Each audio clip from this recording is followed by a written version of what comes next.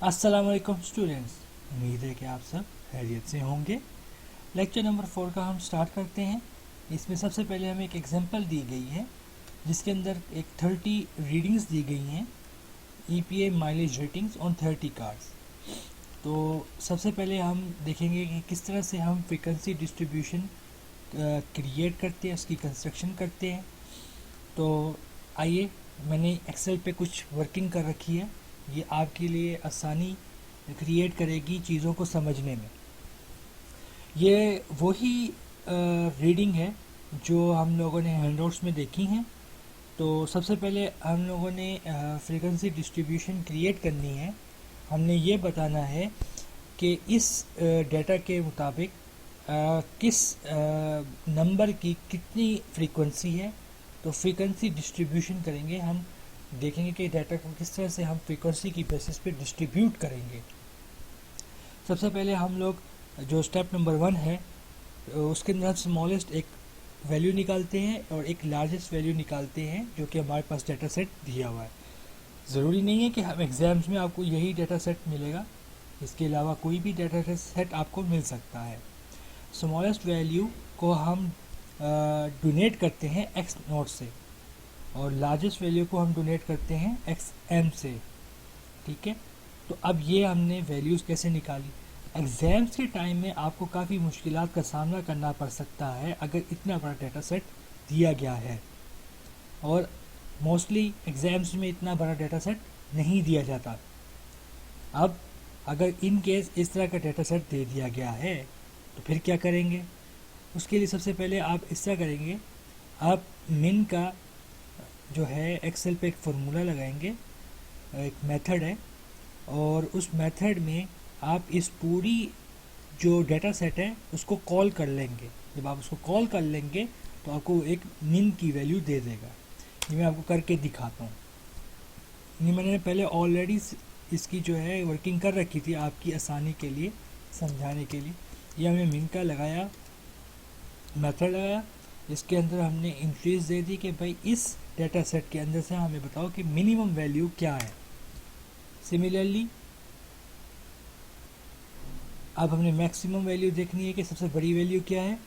तो हमने मैक्स का फार्मूला लगाते हुए इंट्रीज पास कर दी है। ये जो हमारा डाटा सेट हमने क्रिएट किया हुआ है वो, तो हमें लार्जेस्ट वैल्यू मिल गई है। फिर स्टेप नंबर 2 के अंदर हमने रेंज निकालनी होती है। रेंज क्या होता है मैं आपको बताता हूँ।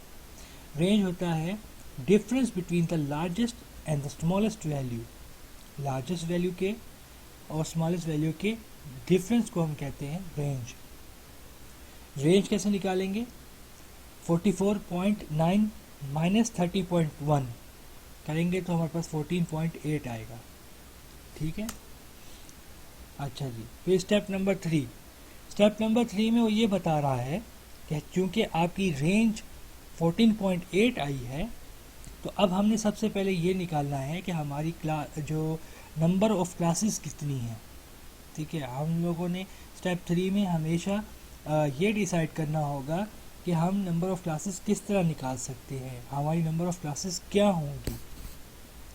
इसके अंदर ये दिया गया है कि the decision will depend on the size of data. कह रहा है कि जो आप नंबर ऑफ़ क्लासेस का जो तयन करेंगे, डिसाइड करेंगे, वो डाटा की साइज़ की बेसिस पे करेंगे। When the data are sufficiently large, जब डाटा आपका बहुत बड़ा है, the number of classes is usually taken between 10 and 20। जब आपका डाटा इंतहाई बड़ा है, अगर इतना बड़ा है तो फिर आप जो है क्लासेस लेंगे 10 या 20 में से, 10 या 20 के दरमियान में से कोई वैल्यू उठा लेंगे। In this example suppose we decided to form a 5 classes as there are only 30 observation. ये चूँकि 30 ऑब्जर्वेशंस थी तो हमने नंबर ऑफ़ क्लासेस जो डिसाइड की है, जो हमने खुद से फाइनल की है या डिसाइड की है या अज्यूम की है, वो की है नंबर ऑफ़ क्लासेस जो है हमारे पास 5 क्लासेस है। ये हमने डिसाइड कर लिया। तो वो ये कह रहा है कि इन केस अगर जैसे हमारे पास 30 ऑब्जर्वेशन है, इससे ज़्यादा भी ऑब्जर्वेशन हमें देखने को मिल सकती हैं, बहुत ज़्यादा ऑब्जर्वेशन हो सकती हैं, तब हम नंबर ऑफ़ क्लासेस जो लेंगे 10 से लेके 20 के दरमियान की कोई भी वैल्यू ले लेंगे। भले आप 15 ले लीजिएगा, भले आप 18 ले लीजिएगा, भले आप 25 ले लीजिएगा, आपकी मर्ज़ी है, लेकिन शर्त डाटा ज़्यादा हो तो। अदरवाइज़ जितनी ये नंबर ऑफ़ ऑब्जर्वेशन इधर दी गई है एग्जाम्पल में, तो आप 5 ले सकते हैं। फिर हमारे पास आ जाता है स्टेप नंबर 4, हमने क्लास इंटरवल निकालना कैसे है। क्लास इंटरवल निकालने का सबसे बड़ा फार्मूला ये है कि आपने जो रेंज है 14.8 उसको डिवाइड करना है number of classes. Number of classes क्या है हमारे पास 5, ठीक है।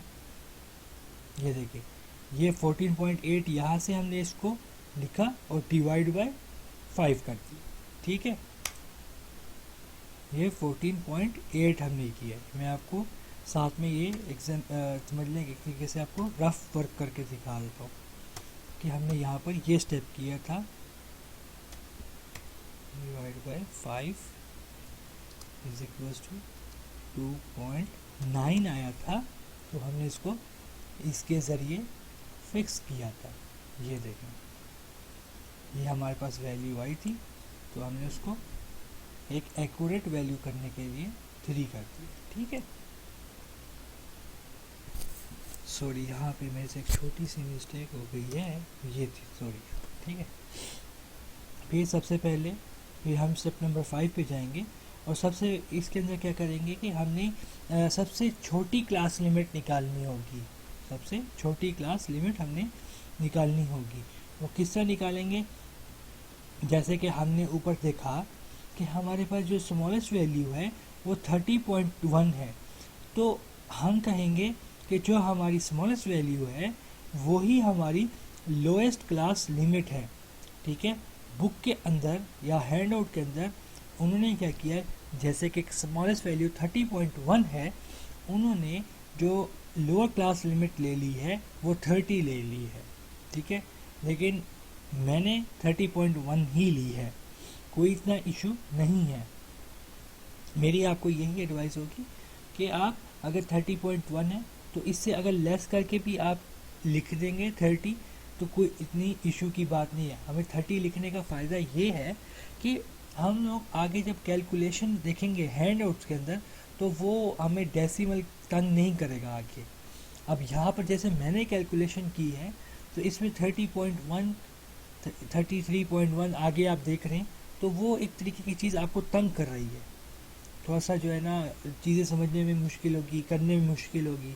तो अगर एक्यूरेट रखेंगे तो वो भी कोई इतना इशू नहीं है, इस तरह भी करेंगे तो इस तरह भी कोई इशू नहीं है। हैंडआउट्स में 30 है, फिर 33, 36, 39, 30, तो मेरा 33.1, 36.1, 39.1 इस तरह से है, तो इतना कोई इशू नहीं है।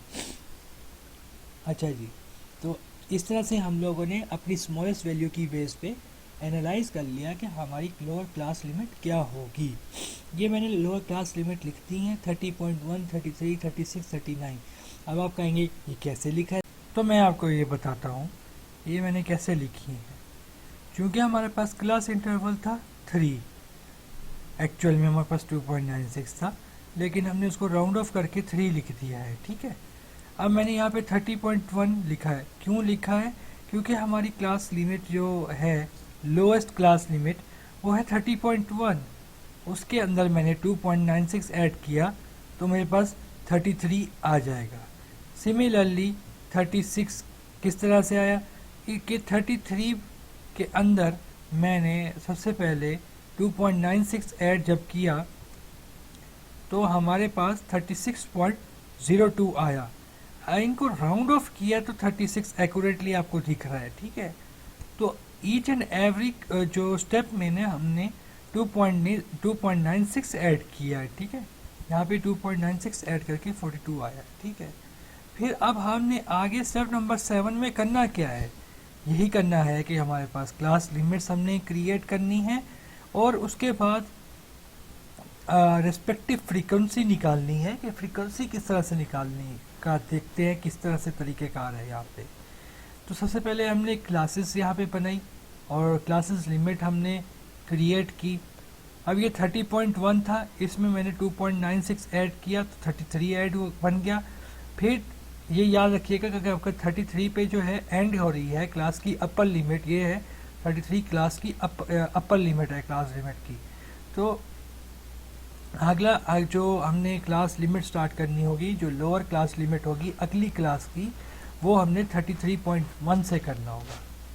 ठीक है, अगर फर्स्ट कर ले यहाँ पे 29.9 है तो यहाँ पर आप 30 करेंगे, 30.0 से आगे ऑनवर्ड चलेंगे। सही है।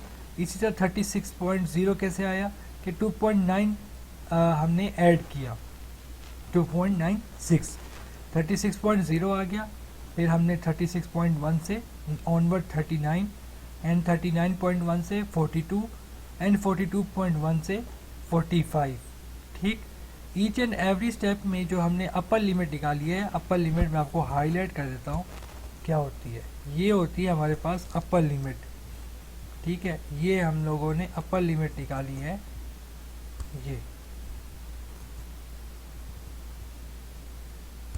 ये हमने अपर लिमिट निकाली है। ठीक है, और ये 2.96 ऐड करके ही आई हैं। सही है। तो वही बात है कि आपकी जितनी अच्छी प्रैक्टिस होगी तो आपको चीज़ें करने में आसानी होगी। तो यहाँ पर हमने 33 से 0.1 फिर हमने आगे स्टेप 1 आगे हम गए और फिर हमने उसके अंदर 2.96 ऐड किया है। अब आप कहेंगे ये फ्रीक्वेंसी कैसे आ गई है। ये भी मैंने आपके लिए आसानी की है इस तरह से कि हमने ये देखना है कि जो हमारे पास डाटा सेट है, ये हमारे पास पूरा डाटा सेट है ना, इस पूरे डाटा सेट के अंदर हमने ये हमारे पास है क्लास लिमिट के 30.1 से लेके 33 की रेंज के अंदर जितने भी नंबर आएंगे इस डाटा सेट के अंदर से, वो हम यहाँ पे लिख देंगे। जो पहली हमारी क्लास लिमिट है वो है 30.1 से लेके 33 तक। ठीक है, 33 तक है। तो अब हम देखेंगे कि हमारे पास कितने नंबर ऑफ फ्रीक्वेंसी है इस रेंज की। ठीक है, इस रेंज की क्या फ्रीक्वेंसी है। तो सबसे पहले आप देखें कि हमारे पास 30.1 और अपर लिमिट 33। तो ये मैंने रेड से नॉमिनेट किया है 30.1 और 32.9। ये दो ऐसे नंबर थे जो इस रेंज के अंदर लाई कर रहे थे। यहाँ पे फिर मैंने 2 लिख दिया है। ठीक है, सिमिलरली सारे ऐसे किए हैं। ये 15 कैसे आया ये भी मैं आपको दिखाता हूँ। ये जितने भी येलो मार्क्ड है ना, ये सारे उस रेंज के अंदर आ रहे हैं नंबर। ये हमारे पास रेंज है 36.1 से लेकर 39.0 की रेंज है। इसमें ये सारे ये नंबर हैं जो येलो से हाईलाइटेड है, ये आ रहे थे और ये टोटल 15 थे। तो इसकी फ्रीक्वेंसी हमारे पास क्या हुई 15। ठीक है, अच्छा ये ज़रा फॉर्मूले हैं, ये ज़रा आपको याद रखने पड़ेंगे कि हम किस तरह से जो है अपर क्लास बाउंड्री निकाल सकते हैं और सिमिलरली लोअर क्लास बाउंड्री निकाल सकते हैं। ठीक है, ये आप लोगों को फार्मूला कोई आसानी से नहीं बताएगा और ये फार्मूलाज जो है हमारे विक्टोरिया यूनिवर्सिटी के जो टीचर्स थे उन्होंने ही हमसे ये शेयर किए थे जब हम एजुकेशन विक्टोरिया यूनिवर्सिटी से कंप्लीट कर रहे थे। तो हम लोगों को हमारे टीचर्स ने ये बताए थे फार्मूलाज। तो ये आपके लिए बहुत ही फ़ायदेमंद है। ठीक है, तो ये क्या किया हमने इसके अंदर, हमारे पास 30.1 था और 33 थी। ठीक है, अपर लिमिट। अब हमने क्लास बाउंड्री की निकालनी है। ठीक है, क्लास बाउंड्री की अपर लिमिट भी निकालनी है और लोअर लिमिट भी निकालनी है। तो किस तरह से निकालेंगे कि जो अपर क्लास को देख रहे हैं हम पहले, upper class limit of first class, upper class limit of first class. तो ये हमारे पास अपर क्लास है, ये सॉरी ये हमारे पास है क्लास लिमिट। ठीक है, ऑफ फर्स्ट क्लास, क्योंकि हमने इसकी क्लास बाउंड्री निकालनी है ना। ये हमने निकालना था 30.5, ये निकालना था। ठीक है, मैं आपको करके दिखाता हूँ, इस तरह से आपको समझ नहीं आएगी। एक सेकंड ठहरे।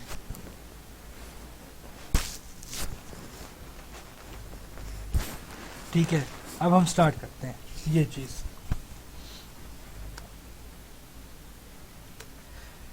हमने निकालनी है क्लास बाउंड्री की अपर क्लास बाउंड्री और लोअर क्लास बाउंड्री। ठीक है, और हमारे पास क्लास नंबर 1 है, उसकी हमें क्लास लिमिट भी दी गई है। तो हमने इसकी क्लास बाउंड्री लिमिट्स निकालनी है और किस तरह निकालनी है देखते हैं।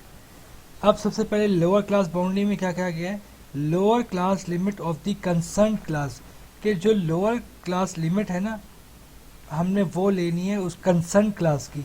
तो कंसर्न क्लास हमारी क्या है, क्लास 1 है, क्योंकि हम पहले क्लास 1 की जो है क्लास बाउंड्री निकालना चाह रहे हैं, वो भी लोअर वाली, लोअर क्लास बाउंड्री।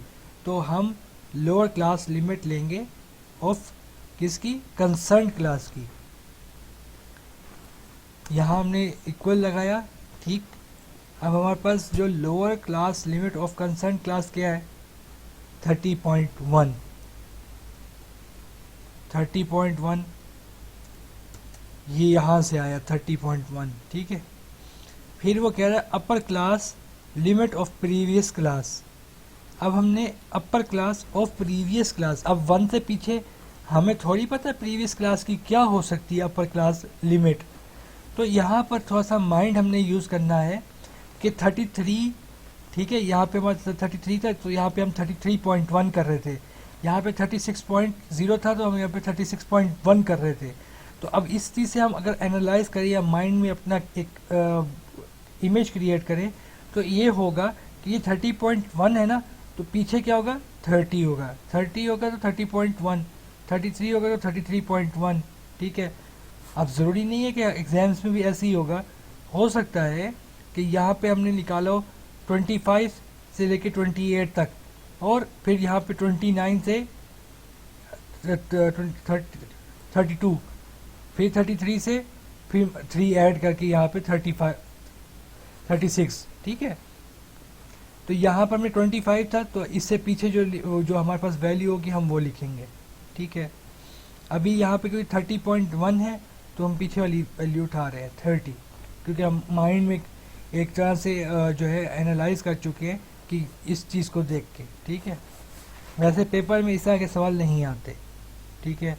पेपर में सवाल इस तरह से आते हैं कि सिंपल हमें एक क्लास लिमिट दी हुई होती है और क्लास बाउंड्री भी दी हुई होती है, और वो कहते हैं कि ये हमारे पास जो है फ्रीक्वेंसी भी दे दी जाती है, और कहते हैं कि इसकी जो है आप फ्रीक्वेंसी निकालने के, फ्रीक्वेंसी दे दी जाती है, टोटल फ्रीक्वेंसी हमें निकालने को कहते हैं। फिर हम रिलेटिव फ्रीक्वेंसी निकालते हैं और परसेंटेज ऑफ रिलेटिव फ्रीक्वेंसी निकालते हैं। या कभी अगर पेपर में इस तरह से सवाल आ जाता है कि ये क्लास बाउंड्री दी गई हैं और ये हमारे पास क्लास लिमिट्स हैं, तो फ्रीक्वेंसी किस तरह से निकालेंगे। जैसे मैंने आपको ऊपर से बताया कि हम डाटा सेट के अंदर से देखेंगे कि इस क्लास लिमिट की रेंज में कितने नंबर आ रहे हैं। ठीक है, अब हम वापस अपनी डिस्कशन पे आते हैं। लोअर क्लास बाउंड्री हमने ये उठाया यहाँ से 30.1 प्लस 30.0, क्योंकि हम अपर क्लास लिमिट उठा रहे हैं प्रीवियस क्लास की, डिवाइड बाय 2, ये हो गया 30.5। हम यहाँ लिख देंगे 30.5, ठीक है। अब हमने निकालनी है upper class boundary of first class, ठीक है, plus the lower class limit of the second class. अब अपर क्लास और लिमिट ऑफ फर्स्ट क्लास, तो हमारे पास अपर क्लास कौन सी है बताएं, upper class limit of first class, तो ये हमारी फर्स्ट क्लास है और इसकी अपर क्लास लिमिट ये है, ठीक है। अपर क्लास लिमिट हमारे पास 33 है, 33.1 सॉरी प्लस, अच्छा अब हमने निकालनी है lower class limit of second class, lower class limit of second class. Lower बताएं क्या हो सकता है ये, एनी गेसेस? नहीं आपको पता चल रहा तो मैं बता देता हूँ, कोई मसला नहीं है। ये है 33.1, क्योंकि ये lower class of second class है, lower class limit of second class.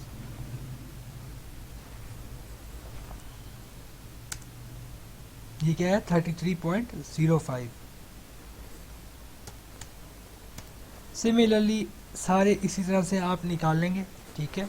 मैं जो है जल्दी से ये आपको करके दिखा देता हूँ, ठीक है।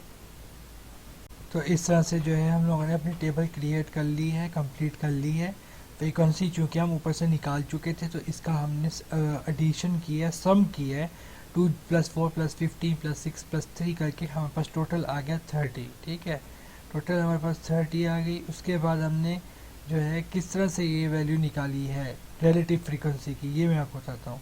हमने ये क्या किया है कि 2 / 30 तो हमारे पास आ गया 0.667। ठीक है, इसको आप अगर अपने आसानी के लिए करना चाह रहे हैं तो आप इस तरह कर सकते हैं। ठीक है, 0.67। इसी तरह 4 डिवाइड बाई 30। ठीक, इसी तरह से 15 डिवाइड बाई 30। इसी तरह से 6 डिवाइड बाई 30। इसी तरह से 3 डिवाइड बाई 30। फिर इन तमाम वैल्यूज़ को इंडिविजुअली हमने 100 से मल्टीप्लाई किया है। देख रहे हैं, 100 से हमने मल्टीप्लाई किया है, तो हमारे पास जो है रिलेटिव फ्रीक्वेंसी जो है उसकी परसेंटेज निकल आई है। ठीक है, तो ये था हमारा तकरीबन लेक्चर। लेकिन मैं आपको एक और चीज़ दिखा देता हूँ, इधर एक रह गई है, वो कुछ ये है। बाकी आप ये एग्जांपल देख लीजिएगा बुक के अंदर भी जो हमारे पास दी हुई है, सॉरी हैंडआउट्स के अंदर, तो वो आप दो है देख लीजिएगा। उसमें बस ये है कि जहाँ पे मैंने 30.1 किया हुआ है, उन्होंने एज इट इज़ जो है 30.0 ही रखा है, और मज़ीद उसके अंदर ऐड करके 2.96 को तो 32.9 बना रहे हैं। फिर देखें 33 आया, फिर इसमें 33.3 में 2.9 ऐड किया, फिर 35.9 के बाद हमने 36 लिखा, 36 के अंदर 2.9 ऐड कर रहे हैं, तो हमारे पास जो है 38.9 बन रहा है। और फिर इसी तरह से नियरली सो ऑन। फिर उसी तरह से फ्रीक्वेंसी इन्होंने निकाल दी है। क्लास बाउंड्रीज का जो मैंने आपको फार्मूला बताया है वैसी ही निकलेगी, क्योंकि हमारी ये वैल्यूज़ इस तरह से नहीं लिखी हुई थी, तो इस वजह से जो है यहाँ पे आपको डिफरेंस नज़र आएगा। ठीक है, आपको जो तरीके का समझ आती है, आसान लगता है, तो आप वो कर सकते हैं। बताने का मकसद ये था कि वर्किंग कैसी हुई है, अंदर जो कैलकुलेशन कैसे हुई है। पेपर में आपको कैलकुलेशन आती होगी तो आप किसी किस्म के भी सवाल को सॉल्व कर सकते हैं। ठीक है, ये हिस्टोग्राम किस तरह से बनाते हैं, हिस्टोग्राम बनाते हैं इधर जो इन्होंने बनाया है, इन्होंने माइल्स पर गैलन को जो है एक्स एक्सिस पे रखा है और वाई एक्सिस पे नंबर ऑफ कार्स को रखा है। तो हमारे पास जो 29.95 है, देखें 20.95, 32.95, ये क्लास बाउंड्री की जो लोअर लिमिट्स हैं उनको उन्होंने जो है एक्स एक्सिस पे लिख दिया है, और जो नंबर ऑफ कार्स हैं जो वो उन्होंने वाई एक्सिस पे 2 के इंटरवल से उन्होंने लिख दिया है। और बेसिकली ये शो कर रहा है फ्रीक्वेंसी को। ठीक है, तो अब 29.95 के आगे अक्रॉस लिखा है 2, तो फ्रीक्वेंसी हमारे पास 2 है, तो उन्होंने जो है हिस्टोग्राम इस तरह से 2 के पास मार्क करके बना दिया, एंड सिमिलरली सो ऑन। ठीक है, अच्छा ये था हमारा लेक्चर नंबर 4। अब कंटिन्यू करेंगे लेक्चर नंबर 5 में फ्रीक्वेंसी पॉलीगॉन। ठीक है, अल्लाह हाफिज़।